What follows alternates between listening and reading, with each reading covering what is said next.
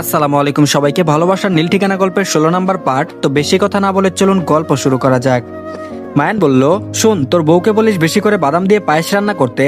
আমার বউ আবার একটু পরপর আমাকে ভুলে যায়, ওখানে গিয়ে যদি বলে বসে আমি কে, তাহলে তো আর মান সম্মান থাকবে না।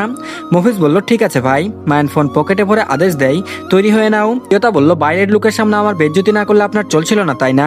মায়ান বলল, সত্যি কথাই তো বলেছি, তুমি ভুলে যাও না আমায়। আমতা আমতা করে প্রিয়তা বলল, সেটা তো ভয়ে। মায়ান বলল, সে যাই হোক, বের হতে চেয়েছো তাই রাজি হয়েছি, ওখানে গিয়ে সিন ক্রিয়েট করবে না ব্যাস। মফিজের বউ আমাকে খুব সম্মান করে, এসব শুনলে কষ্ট পাবে। প্রিয়তা বলল, অন্যর বউয়ের এত পরোয়া করে না নিজের বউয়ের। মায়ান বলল, হিংসা হচ্ছে? আশ্চর্য। প্রিয়তা বলল, মোটেও না, আমি তো এমনি বলছিলাম। মায়ান সহসায় প্রিয়তার দিকে এগিয়ে আসে, প্রিয়তা সরতে লাগলে ওর বাহু ধরে আটকে দেয়, তারপর বলল, নারী বড় ভয়ঙ্কর জিনিস, এরা কখন কিভাবে বোঝা বড় দায়। প্রিয়তা বলল, নারীর মন বুঝতে পারলে তো হয়েই যেত, আফসোস পুরুষ সেটা কখনোই পারে না। মায়ান বলল, তোমরা যে কি চাও সেটাই তো আজ পর্যন্ত বুঝতে পারলাম না, মন বোঝা তো বিলাসিতা। প্রিয়তা বলল, যেদিন বুঝবেন সেদিন আগলে রাখবেন, কষ্ট দেবেন না। মায়ানের ওর বাহু ধরায় প্রিয়তার হাতে ব্যথা পেয়েছে, মায়ান খেয়াল করেনি সেটা। প্রিয়তার কথায় ওর বাহু ছেড়ে দিয়ে নিচু সরে বলল, সরি, বুঝতে পারিনি। প্রিয়তা বলল, বাইরে যান, তৈরি হব। মায়ান বলল, আমি থাকলে অসুবিধা কোথায়? প্রিয়তা বলল, আমার বিনা অনুমতিতে ছুঁয়েছেন আমায়, এর মানে এই নয় যে আপনি আমাকে পেয়ে গেছেন। যেদিন আপনাকে ভালোবাসতে পারবো ওই দিন এই অধিকারবোধ দেখাবেন, আমি কিচ্ছু বলবো না। মায়ান বলল, কি করলে ভালোবাসবে আমায়? ছেড়ে যাওয়ার কথা বলবে না? প্রিয়তা বলল, ভালো হয়ে যান, এই ধ্বংসের রাস্তা থেকে ফিরে আসুন। মায়ান তাচ্ছিল্যের হাসি দিয়ে বলল, এই একটা কাজ আমার পক্ষে সম্ভব নয়, ধ্বংসের লহু মিশে গেছে শিরা উপশিরায়, আমি চাইলে ওরা আমাকে ছাড়বে না। প্রিয়তা বলল, মৃত্যুর সাথে সাথে রুহ শরীর ছেড়ে দেয়, তাহলে ওরা কেন নয়? আপনি একটু চেষ্টা করুন, কোনো কাজই অসম্ভব নয়, চেষ্টা করলে সব সম্ভব। মায়ান বলল, বিরক্ত করো না, তৈরি হয়ে নাও, আমি অপেক্ষা করছি। মায়ান বেরিয়ে গেল। প্রিয়তা হতাশ হয়, এত সহজে মায়ানকে সঠিক পথে ফেরানো সম্ভব হবে না। তাতে কি, প্রিয়তা তো হাল ছাড়বে না। ও একটা দীর্ঘশ্বাস ফেলে তৈরি হয়ে নেই। সত্যি সত্যি এই বাড়িতে থাকতে থাকতে দম আটকে আসছে ওর। কটা দিন, অথচ মনে হচ্ছে কত যুগ ধরে এখানে বন্দি রয়েছে ও। আর এদিকে পার্পল কালারের কাতান পরেছে প্রিয়তা, ফর্সা গায়ের রংটা বেশ মানিয়েছে। মায়ের নিজের বউকে দেখেই ক্রাশ খেয়ে গেল, বিড়বিড় করে বলল, শাড়িতেই নারী, যে ছেলে বলেছে তার জবাব নেই। প্রিয়তা বলল, চলুন। মায়ান বলল, আহো বসো। মায়ানের মুগ্ধ দৃষ্টি আর প্রিয়তাকে দেখে জিহ্বা স্লিপ করায় প্রিয়তা মুচকে হাসে। মায়ের নিজেকে ধিক্কার দিয়ে ড্রাইভিং সিটে বসে পড়ে, চুরি করে ধরা পড়ার মতো লজ্জাবোধ হয়তো আর কিছুতে নেই। প্রিয়তা বসতেই মায়ানোর হাতের সাথে নিজের একটা হাত বেঁধে ফেললো। প্রিয়তা চমকাই, তারপর বলল, কি করছেন? মায়ান বলল, যেন পালাতে না পারো তার ব্যবস্থা করছি। প্রিয়তার মাথায় বাড়ি মারতে ইচ্ছে করলো, এটা নাকি কুখ্যাত গুন্ডা, যে বউ পালানোর ভয়ে সর্বক্ষণ ততস্থ থাকে। আবার ভালো লাগলো, মায়ানের গুন্ডা সত্তাকে বাদ দিলে পুরো মায়ানটাই প্রিয়তার স্বপ্নের পুরুষের মতো, যেমনটা প্রিয়তা সবসময় চাইতো। সুদর্শন, দয়ালু, নির্ভীক, স্পষ্টবাদী, আর প্রিয়তার প্রতি অনেক কেয়ারিং একজন। তারপর বলল, যাওয়া যাক। প্রিয়তা বলল, খালি হাতে যাবেন? মায়ান বলল, মানে? প্রিয়তা বলল, আমরা একজনের বাড়িতে যাচ্ছি, কিছু নিয়ে যাওয়া উচিত, এটাও বলে দিতে হবে, তার উপর উনি প্রেগনেন্ট। মায়ান বলল, ওহ, তাও তো, আমি তো ভেবেই দেখিনি, চলো কিছু কিনে নিয়ে আসি। মায়ান ড্রাইভ করে একটা দোকানের সামনে দাঁড়াই, তাকে গাড়ি থেকে নামাতে প্রিয়তা হাতের বাঁধনের দিকে অসহায় চাহনি দিয়ে বলল, লোকে দেখলে কি ভাববে? মায়ান বলল, যা ভাবার ভাববে, এখন চলো। প্রিয়তা বলল, খুলে দিন না। মায়ান বলল, না, তাহলে চলো, কিছু নিতে হবে না। প্রিয়তা বলল, এই না না, আচ্ছা চলুন। ওরা ফলের দোকানে আসে। এতক্ষণ আশেপাশে সবাই মায়ান প্রিয়তার হাতের দিকে তাকিয়েছিল, যেন চিড়িয়াখানা থেকে যন্ত্রযুত শহরে ঢুকে পড়েছে। এখন আবার ফলওয়ালা মামা চোখ বড় বড় করে ওদের দেখছে। প্রিয়তার অস্বস্তিতে মাটির নিচে ঢুকে পড়তে ইচ্ছে করছে। তারপর বলল, ও হ্যালো, কি দেখেন? যা বলেছি দিন। দোকানদার বলল, না মানে মামা, আপুটার হাতটা বাঁধা যে, কোনো সমস্যা? আবারও প্রিয়তাকে আপু আর মায়ানকে মামা ডাকায় রেগে গেল। ঝাঁঝালো গলায় বলল, এই মেয়ে, আমাকে দেখে আপনার মামা মনে হয়? ওটা আপু হলে আমি কোন দিক থেকে মামা হই? শালার বউয়ের হাত ধরে ধরে ঘুরে বেড়াচ্ছি, তাতেও লোকের হুঁশ নেই, আপনার দোকানের জিনিস নেবই না। আমি বলল, আরে মামা কই যান? আরে শুনেন না। মায়ান রেগা হিস হিস করতে করতে আরেকটা দোকানে আসে। প্রিয়তা হতবিম্বল হয়ে মায়ানকে দেখছে। শপিং মল থেকে শুরু করে এখন পর্যন্ত এতটুকু বুঝেছে যে ওকে কেউ আপু ডাকলে মায়ান সেটা নিতে পারে না। দোকানদার বলল, মামা কি নিবেন? মায়ান বলল, আবার মামা। রাগে উঠতেই প্রিয়তা ওর হাত চেপে ধরে দোকানিকে বলে জলদি জলদি ফলগুলো প্যাক করে গাড়িতে এসে বসে। তারপর বলল, এত রেগে যাচ্ছেন কেন? মায়ান আচমকা ওর দিকে ঝুঁকে আসে। প্রিয়তা ভরকে যায়। মায়ান ওর মুখের কাছে মুখ নিয়ে এসে অধিকারবোধ নিয়ে বলে, আমি চাই তোমাকে সবাই আমার পরিচয় চিনুক, জানুক, আমি ছাড়া তোমার জীবনে অন্য কোনো পরিচয় নেই, থাকবে না, বা থাকা উচিত না। প্রিয়তা বলল, ওটা সাধারণ ডাক ছিল, আপনি সিরিয়াসলি নিচ্ছেন কেন? মায়ান বলল, যাই হোক না কেন, আপুই কেন ডাকতে হবে? চোখে দেখে না আমার বউ তুমি? আমাকে ভাই ডাকলে তোমাকে ভাবি, মামা ডাকলে তোমাকে ডাকবে মামি, এনাফ। মায়ানের পাগলামি দেখে প্রিয়তা হাসবে না কাঁদবে বুঝতে পারলো না। আপাতত মায়ানকে শান্ত হতে হবে। ও সহজ গলায় বলল, একদম ঠিক বলেছেন, এরপর থেকে আগেই বলে দেব আমি নানি হই, আমাকে যেন আপু না ডাকে।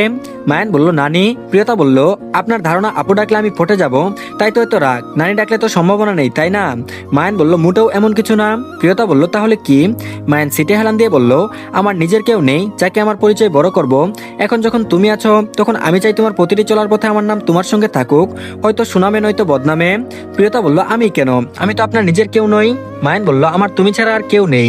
প্রিয়তা বলল, ভালোবাসেন আমায়? মায়ান বলল, জানি না। প্রিয়তা বলল, তাহলে কি জানেন? মায়ান বলল, জীবনের অন্তিম ক্ষণেও আমার তোমাকে চাই। প্রিয়তা চুপ করে গেল। মায়ান আর কথা বাড়ালো না, চুপচাপ ড্রাইভ করতে লাগলো।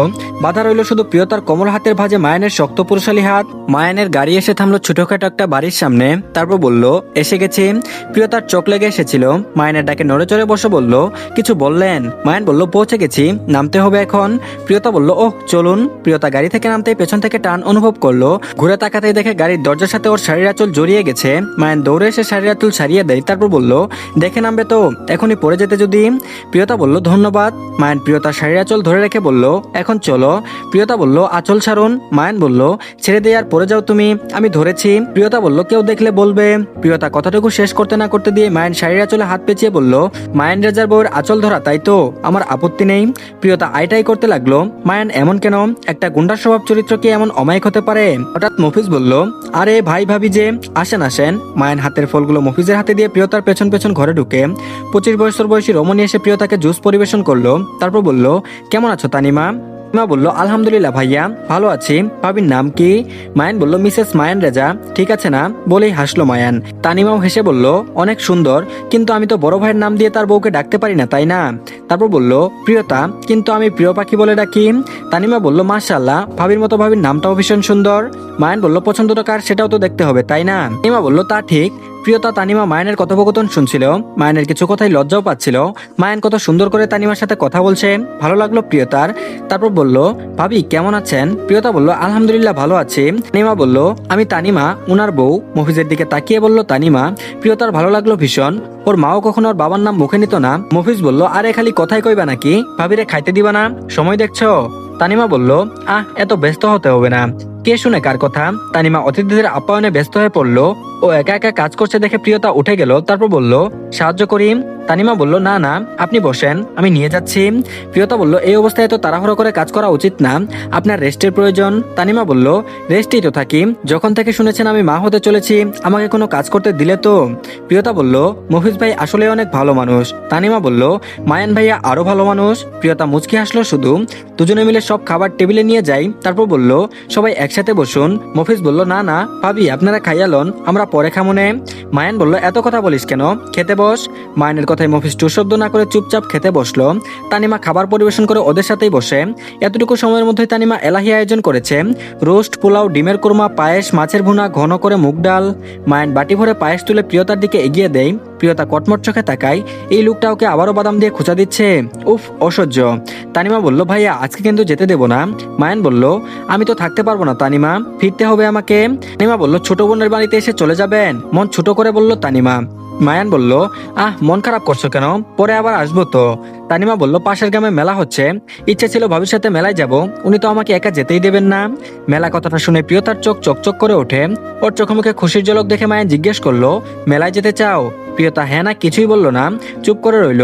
মায়ান ছোট্ট করে নিঃশ্বাস ফেলে বলল, ঠিক আছে থেকে যাই, একদিনই তো। প্রিয়তা খুশি হলো, সাথে তানিমাও। খাওয়া দাওয়ার পাট চুকিয়ে সিদ্ধান্ত নেওয়া হলো বিকেলে মেলায় যাবে সবাই। মায়ানদের জন্য আলাদা রুমের ব্যবস্থা করা হয়েছে। মায়ান এতক্ষণে রুমে শুয়ে প্রিয়তার জন্য অপেক্ষা করছিল। অল্প সময়ের মধ্যে তানিমা আর প্রিয়তার ভাব জমে উঠেছে।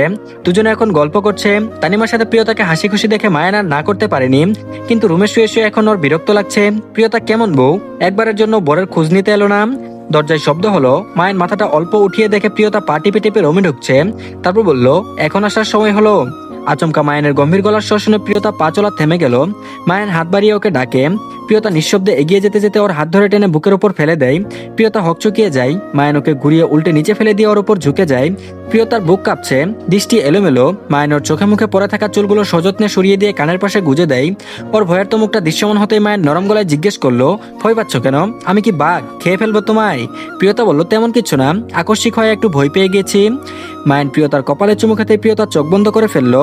মায়ান ওর নাকে নাক ঠেকিয়ে বলল, অভ্যাস করে নাও, আমার ভালোবাসা হঠাৎ আসা ভূমিকম্পের মতো, কখন আসবে বলাই যায় না।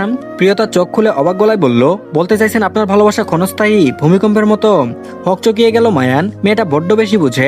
ওকে ছেড়ে দিয়ে উঠে বসে মুডটাই হালুয়া বানিয়ে ছাড়লো। ধ্যাত। তারপর বলল, তখন জিজ্ঞেস করলাম উত্তর দিলে না কেন? প্রিয়তা বলল, কি? মায়ান বলল, এই যে মেলায় যেতে চাও কিনা, তোমার আবদার শোনার জন্য তো আমি আছি, আমাকে না বললে কাকে বলবে বলো? প্রিয়তা মুখ নিচু করলো। মায়ান ওর থুতনি ধরে মুখটা উঁচু করে বলল, দেখো প্রিয় পাখি, আমি চাই তুমি সারাক্ষণ আমার কাছে আবদার করো, আমি সবসময় তোমার ফরমাইশ পূরণ করতে চাই। প্রিয়তা কিছু বলবে তখনই তানিমা ডাকিয়ে ওঠে। তারপর বলল, ভাবি তৈরি হয়ে নাও, বের হতে হবে। মায়ান বলল, বাহ, আপনি থেকে তুমি। প্রিয়তা মায়ানকে ছেড়ে উঠতে উঠতে বলল, মেয়েটা অনেক ভালো, আমিই বলেছি আমাকে তুমি ডাকতে, আমি তো ওর ছোট। মায়ান বলল, আজ বড় বলে বউয়ের মুখ থেকে তুমি ডাক শুনতে পারি না। হা হুতাশ করে বিছানায় দুই পাশে হাত মেলে দিল মায়ান। প্রিয়তা তীক্ষ্ণ দৃষ্টিতে তাকিয়ে বলল, আমার কাছে আপনি ডাক্তার সম্মানের, ভালোবাসার। মায়ান বলল, যাক, একটু শান্তি লাগছে এখন। প্রিয়তা হেসে ফেললো।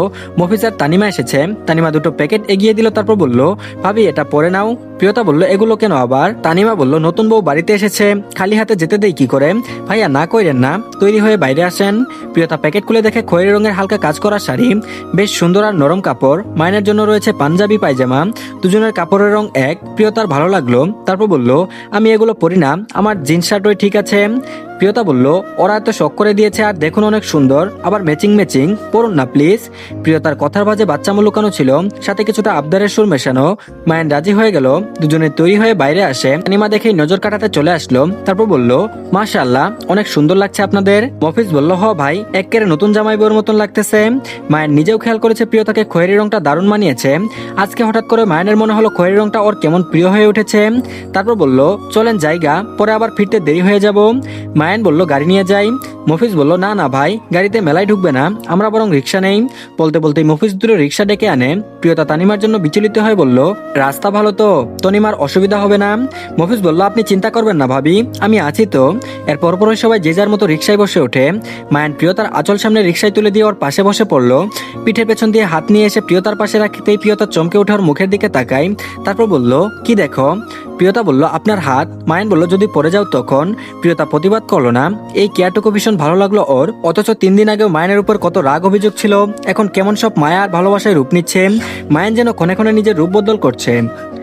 তো ধন্যবাদ সবাইকে, এই পার্টটি এই পর্যন্ত। সবাই প্লিজ চ্যানেলটিকে সাবস্ক্রাইব করে দিন, আর পরবর্তী পার্ট ইনশাল্লাহ কালকে পাবেন। আর যেহেতু আমার পরীক্ষা, তাই গল্প একটু কমিয়ে দিব, একটা অথবা দুটো পার্ট দিব, তো আপনারা কিছু মনে করবেন না। পরীক্ষা শেষ হলে আবার ইনশাল্লাহ আগের মতো রেগুলার দিব। তো ভালো থাকবেন সবাই, সবাই একটু মানিয়ে নেবেন। ধন্যবাদ সবাইকে।